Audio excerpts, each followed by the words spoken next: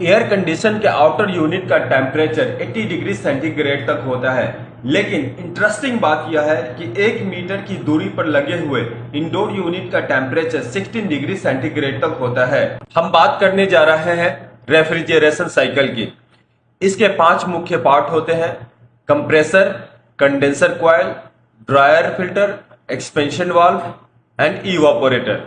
तो चलिए स्टार्टिंग करते हैं कंप्रेसर से। एयर कंडीशन का हार्ट यही डिवाइस होता है और इस कंप्रेसर के अंदर आज के मॉडर्न टाइम के अकॉर्डिंग गैस भरी जाती है, जिसको R32 और R410 बोलते हैं। जब कंप्रेसर इस गैस को कंप्रेस करता है तो इसका प्रेशर बढ़ने लगता है और जब गैस कंप्रेसर से बाहर निकलता है तो इसका टेम्परेचर 80 डिग्री सेंटीग्रेड तक होता है। उसके बाद रेफ्रिजरेंट जाता है कंडेंसर कॉइल में, जो कि कॉपर ट्यूब का बना होता है और कॉपर ट्यूब के हीट एक्सचेंज की क्वालिटी बहुत शानदार होती है, इसलिए यह गर्म और ठंडी बहुत जल्दी हो जाती है।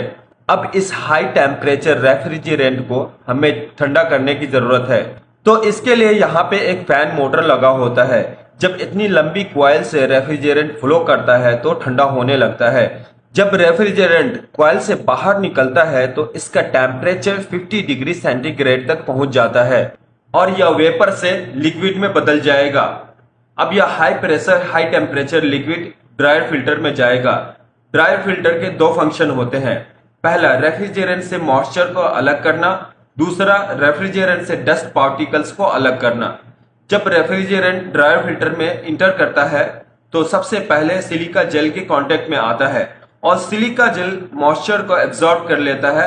उसके बाद रेफ्रिजरेंट जाता है फिल्टर के कांटेक्ट में और फिल्टर का काम होता है रेफ्रिजरेंट से डस्ट पार्टिकल्स को अलग करना।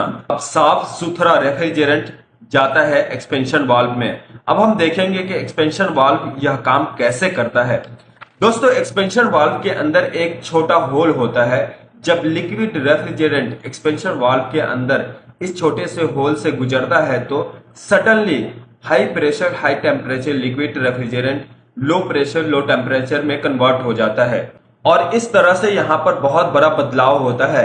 अब यह ठंडा रेफ्रिजरेंट जाता है रूम के अंदर लगे इवापोरेटर में। यह कॉइल भी कॉपर ट्यूब की बनी होती है जो हीट एक्सचेंज का काम तेजी से करती है। जब ठंडा लिक्विड रेफ्रिजरेंट इस कॉइल में फ्लो करेगा तो यहाँ पे लगा हुआ ब्लोअर इस ठंडक को पूरे रूम में फैला देगा। अब यह कॉइल रूम को तो ठंडा कर रहा है, लेकिन रूम से मिलने वाली गर्मी से कॉइल में फ्लो हो रहा रेफ्रिजरेंट उबलने लगता है और यह वापस से वेपर में बदलने लगता है। लेकिन लिक्विड रेफ्रिजरेंट 100